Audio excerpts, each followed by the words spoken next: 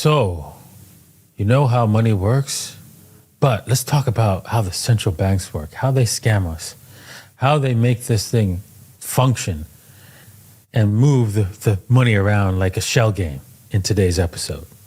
Hey, good morning, good evening, good afternoon, wherever you are, whenever you are. Thank you for watching my videos. I'm joined here with Mr. M. Maurizio, hello. How you doing, man? I'm doing great. Thank you so much for having me on your show. I love your channel, love being here, love your community. So thank you. Thank you for being here. All right, yes.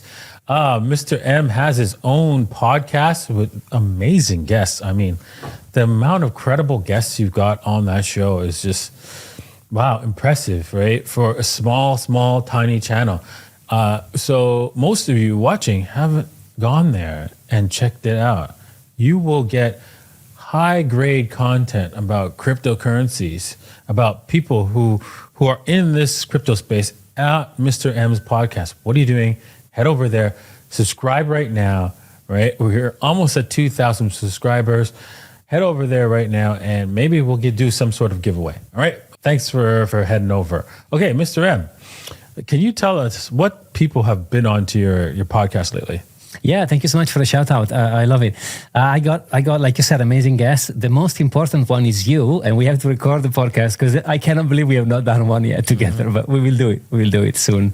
So definitely. Yeah, lots of amazing guests. I just uploaded an episode with Ran, Crypto Banter, which I enjoyed. I had Pompliano in, which was amazing. Lots of YouTubers. I had Crypto Kid, which is actually a super good podcast, super amazing podcast. We recorded it in the studio here in the Moon Show. And yeah, so like you said, amazing content. Kind of a more long format as opposed to like a quick video. So if you enjoy learning more about your favorite YouTuber or learning about businesses or about cryptos and the reason why people got into crypto, go and check out the channel because it's one of those long format podcasts. I love doing it. I love talking to people. All the guests, like you said, are amazing. So I'm having a blast there for sure. Awesome. Okay. Well, let's go on to talking about the Federal Reserve and other central banks, right? And so that is the topic of today. And it is important to understand how central banking works. I meet people all the time and I explain it doesn't matter if the US dollar collapses, everything else collapses as well. And people are like, what? Yeah. So yeah, it works that way, and we can explain why. But before we do, I want to explain what is the core tenet of the central bank, because all central banks operate with one core principle. What is that? Please, do you remember what I said? What that core principle is? I remember. Yeah, what's that core principle? I don't want to swear, so I'll try to be polite. To kind of abuse people. That's I don't know. That's probably like a nice way to place it. yeah. That's not their. I mean, that's what they do in the end, but they print money, right? Yeah. And they what is the reason when they print money? What point the money comes into existence? Do you remember? I remember. You go into debt. Mm-hmm. When you borrow money, that's basically how it works. There's a debt note that comes out. So if you sign on the dotted line, that money is actually coming from the Federal Reserve, or sometime in the future going to be coming from the central bank, your central bank. And that is effectively our system today across the board and every single central bank, right? That's the core principle.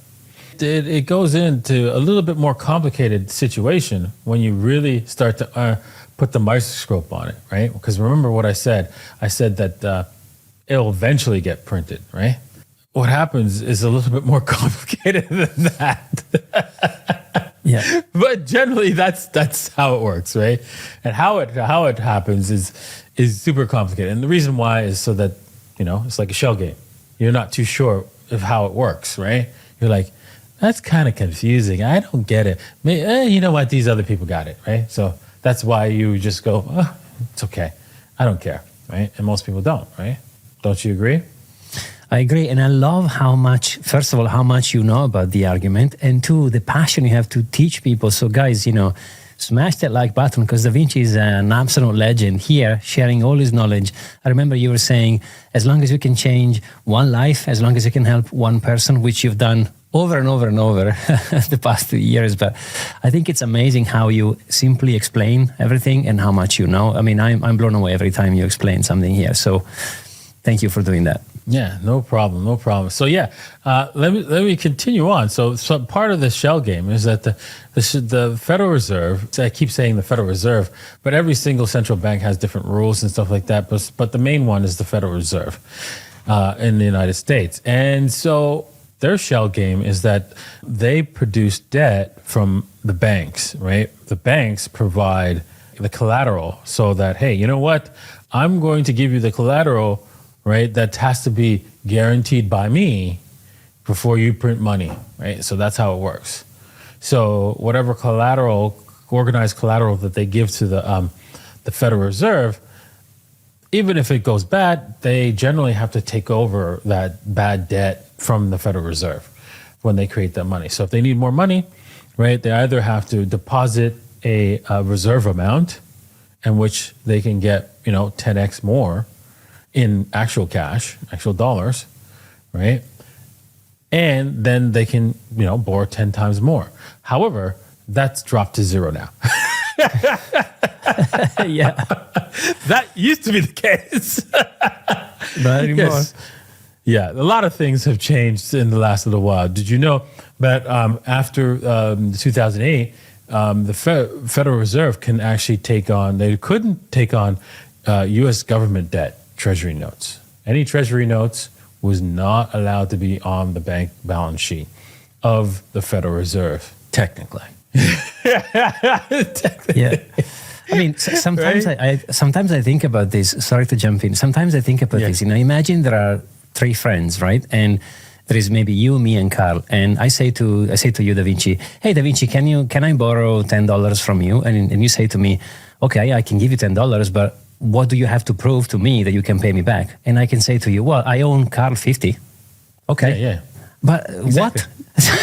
what? What? Exactly. That's how it works. That's exactly. Wow. You understand. That's exactly how it works. Right? It's exactly how the Federal Reserve works. When I said technically about the what's it called? The government's debt note. They couldn't before have direct purchases of the government, the treasury notes, right? If the bank purchased the note, right, from the government, they can go and point to the Federal Reserve, hey, you know what? Can you loan me this money? And I'm good for it because I got that with the other person. Bob owes me $50. Exactly. Right?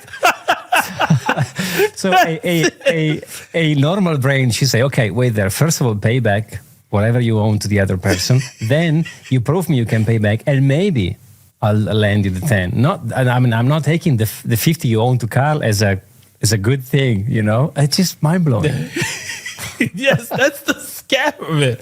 That's how it used to be. Actually, now directly, the Federal Reserve can actually buy directly the treasury note, which is like taking Bob's $50. Oh, Bob owes you $50? Okay, well, I know Bob's a credit risk, but I'll take Bob's note anyways. And that's what they've diminished themselves to. In actual fact, they can actually have bad debt on their books now, legally. So, and the rules changed. And these rules were never like this. They weren't allowed to own bad debt, like risky debt. They weren't allowed to own the treasury notes. They weren't allowed to do quantitative easing. Right? They do all these things now, right? And so the key thing you have to see there is that there is no fixed policy, right? And when there's no fixed policy, you can't plan, right? So can you imagine if we had gravity controlled by the central bank? What would happen?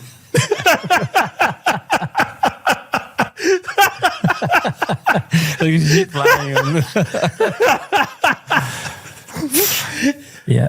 Yeah, you would be able to plan whether or not you could walk out the goddamn door because the gravity could change. Exactly.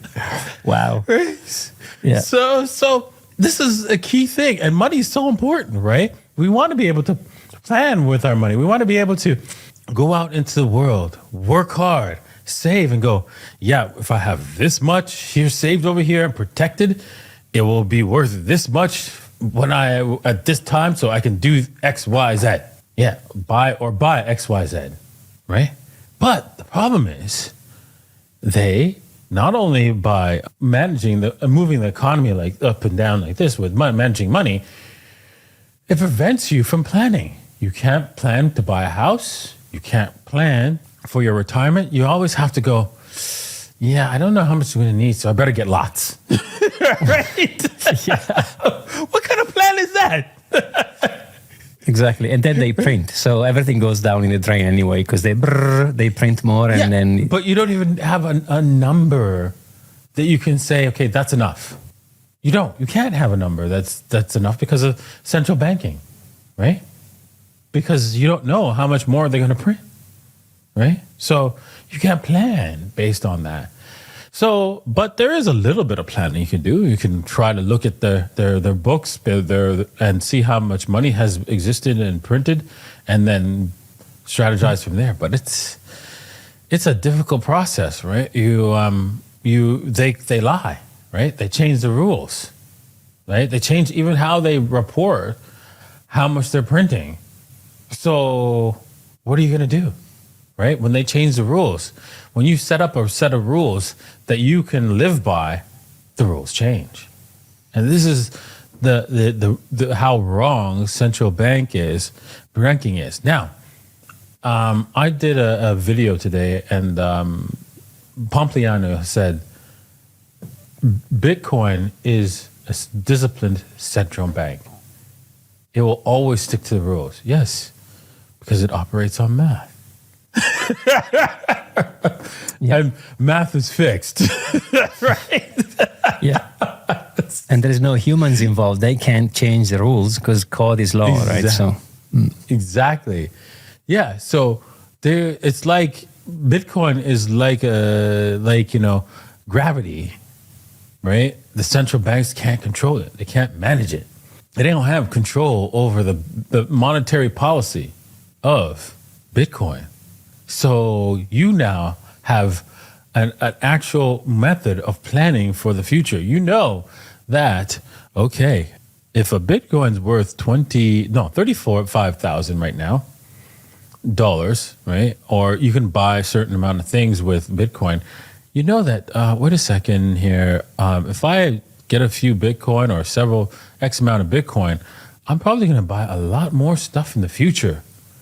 I know I'm going to be able to buy everything that I need in the future. So let's pretend you believe that you only needed $100,000 for your future retirement. That's a little low, of course, but you could put $100,000 into Bitcoin right now and know with absolutely certainty, close to, it's not absolute, right? Because nothing's absolute. You could die, an asteroid could hit the planet, certain things could happen that, prevent you from actually spending that money.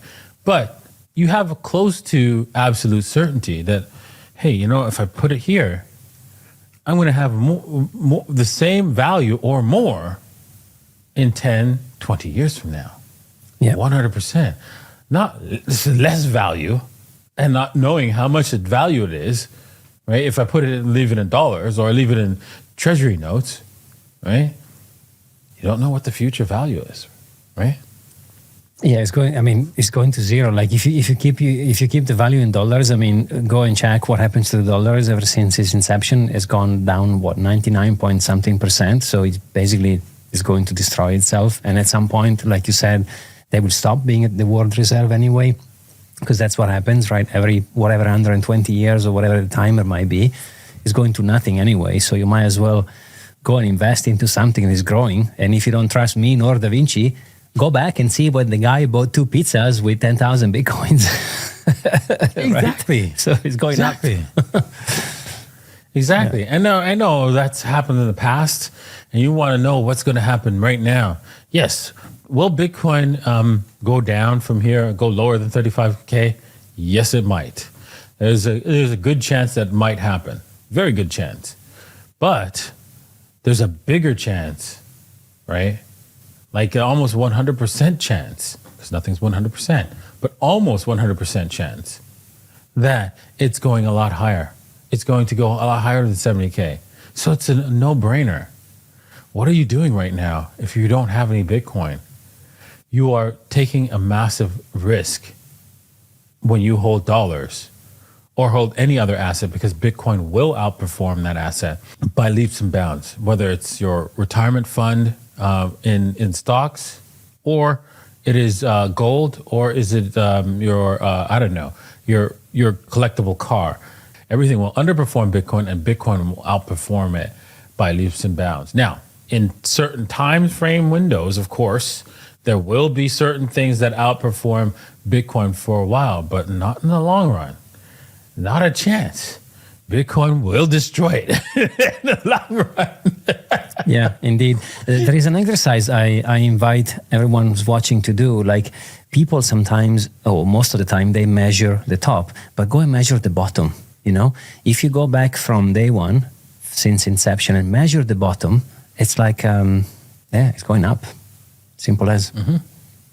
Each bottom we had so far is going up. So yeah, I'll take it. Each bottom is lower than the other bottom. When you compare from the previous high to the previous low, right? Each bottom is higher. And you know what? We're going to see that Bitcoin, right? Its previous bottom was $3,000 approximately. Now its current bottom, we don't know for sure, but currently so far, it's at 17,000, just under 17,000. And that's the bottom. I believe that's going to be the bottom. There's a high probability, almost like a 99% chance, 99.9% chance that was the bottom. And then we'll never see that again. You'll never come back close to that number. So why are you not in Bitcoin if that's the case? Right? Now, you could say, well, this 35K could be the next bottom. Yeah, it could. But that's why I said 10 years, right? Because it's better than holding money from a central bank who prints it out of nothing and prints it only based on debt. Now, I want to go back to one more point that I started with in the very beginning, which was the US dollar is world reserve currency. And why, if the US dollar collapses, everything else collapses. What people don't understand, and I've met so many people who just don't comprehend this, is that the US dollar is the world's reserve currency. No, it's not. Russia is not accepting dollars. Okay, so let's give you that. Russia's not accepting dollars. I'm sure they've got dollars, but let's just give you that. Right? Yeah, well, China's not accepting. Okay, you know what? Even though there's plenty of dollars on the balance sheet, let's say China's not accepting dollars. Yeah. Right?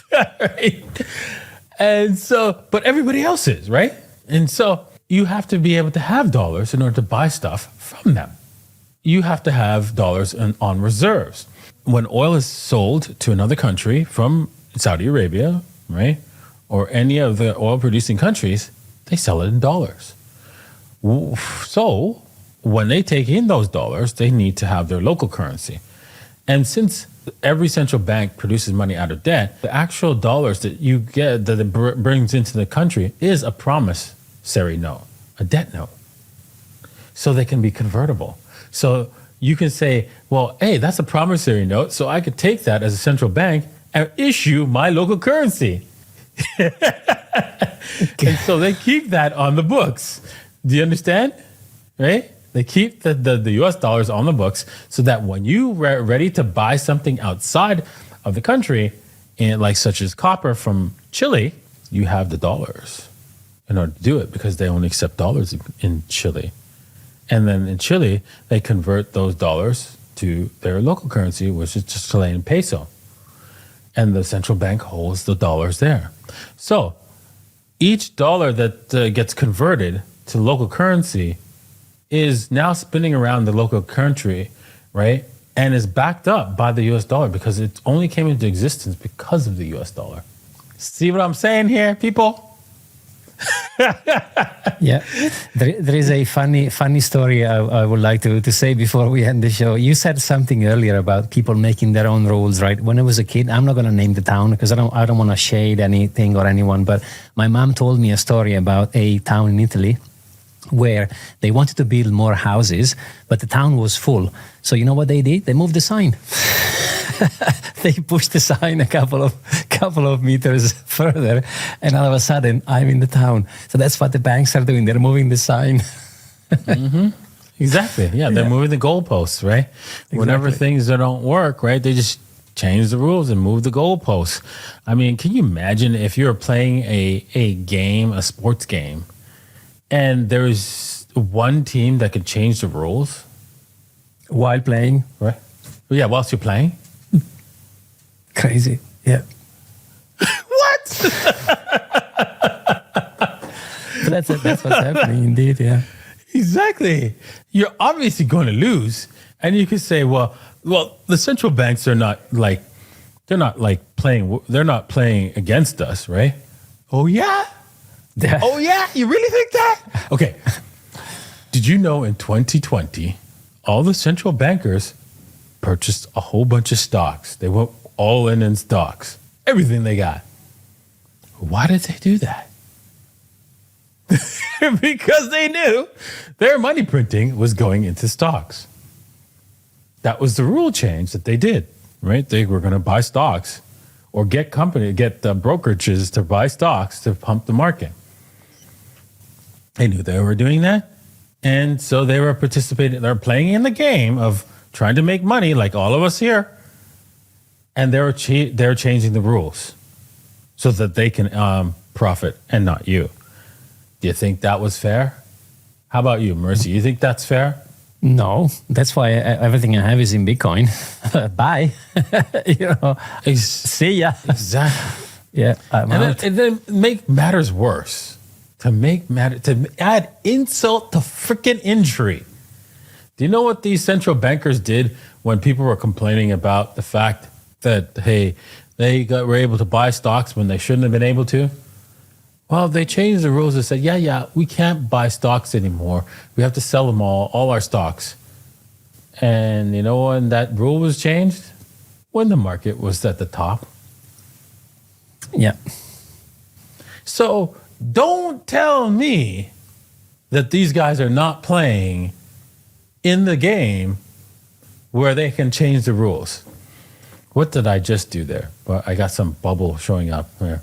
Do you see that? Okay. Oh yeah. I think it's easier than you think that you put the thumbs up. It must be because I went like this or something like that, right? Yeah. I went like this, and then the bubble showed up.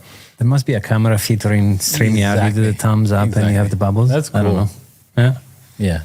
So yeah. Anyways, they changed the rules on us and benefit from changing the rules. So it is like one team player, one team member, or a bunch of team members, or the whole team changing the rules in the middle of the game so they can win and you can lose. So don't participate in this game. Buy Bitcoin, hold on to Bitcoin. These guys are going to get wiped out and be replaced by the cryptocurrency revolution, and you are part of it. So be a part of it. Buy some Bitcoin, hit the like, share this with your friends, share this with your family members, right? And head over to Mr. M's channel too. Yeah, sounds good. All right. So how did you enjoy this episode, Mr. M?